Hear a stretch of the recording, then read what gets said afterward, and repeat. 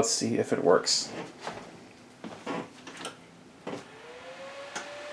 Well, the CPU fan's not turning, so that's the first thing that is a little bit worrisome. But you got the screen right there. Yeah, we need. Oh, there we go.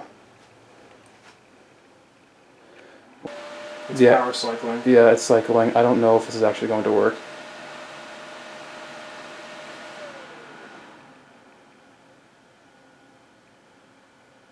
Oh. You're good. You're good, dude. Sweet. We're going to go ahead and tap around the UEFI and make sure the devices are being recognized. First order of business, go to Advanced. Go to Memory Configuration. Oh, it's not in here. It's going to be somewhere else. 8 gigs GDDR4. Oh, it's 2133. That's because you haven't enabled XMP yet. OC tweaker. XMP profile, scroll down there.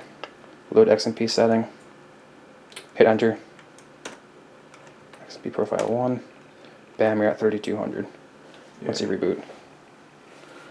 Cool. So there's that. See everything else. Yeah, let's go to storage configuration. Make sure it sees the SSD.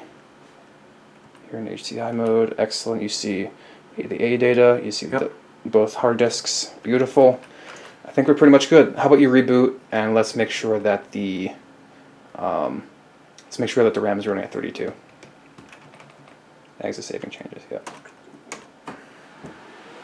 So as you can hear, that CPU fan gets really noisy when it kicks up to 100. You shouldn't have to do that most of the time. We'll put some fan profiles in the OS to keep it nice and consistent. But it does power cycle quite a bit. Maybe because it's saving and updating the UEFI settings, but we'll see. It does look fairly clean. I know you can't see the lighting too well. I'm sorry about that. I'm limited on lamps here, but looks pretty good so far. It's just a little bit slow to post for some reason. We got this set up and going. We had to remake the boot drive, or the boot media, and we're having to do some stuff with this partition. It's seriously screwed up. When the Windows installation looks corrupted, I rebuilt the media, it still looks corrupted. I tried to install it to the disk again, it tells me it's the current boot disk, so it can't actually delete the partition. I say bullshit.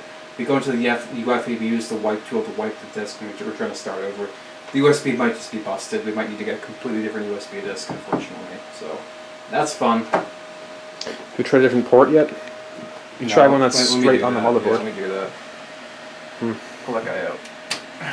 Okay, so we're gonna go ahead and turn this off, and turn this off, and turn that off, and off.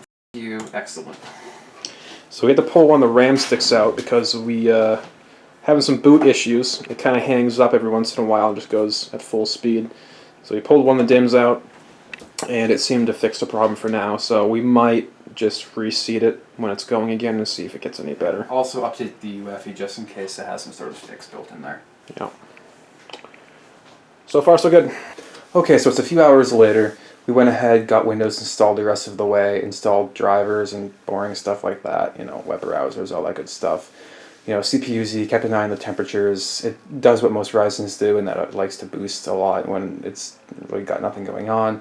You know, temperatures generally stay below 75 degrees Celsius, though. Toss the RGB strips in, literally, like, toss, just to try to get a feel for, you know, where they ought to go. You know, do we want one up top, on the side, whatever, you get the idea. So kind of just experimenting there. I think it looks pretty good.